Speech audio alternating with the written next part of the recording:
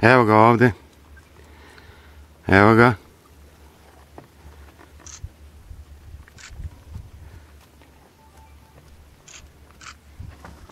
Evo ga sad iznad vode. Preleće meandar. Kako je blizu, ne? Aj.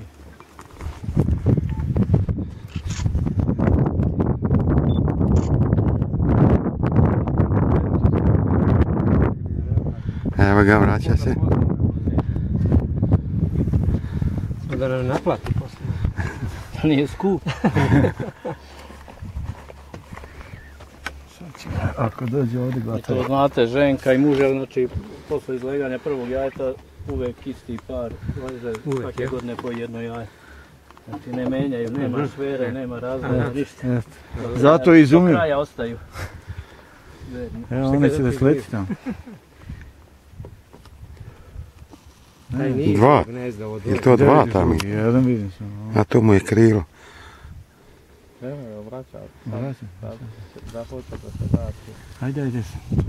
Eno ga tamo. Ne, popeo se. Tačno stoji iznad ivice. To je njegovo. To je njegovo. Evo ga tamo. Dobro, ovdje će da biti nešto s njim.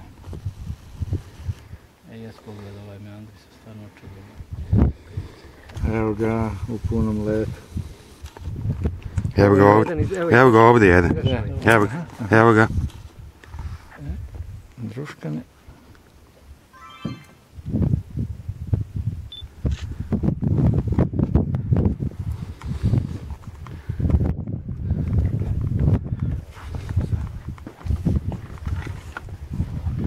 Nisam ga trebao na sportska.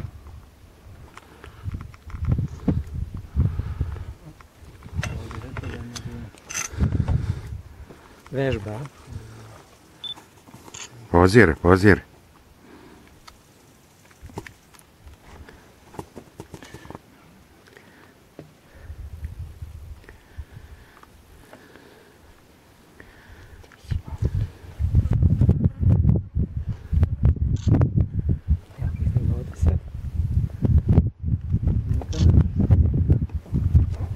Ja kao da je možda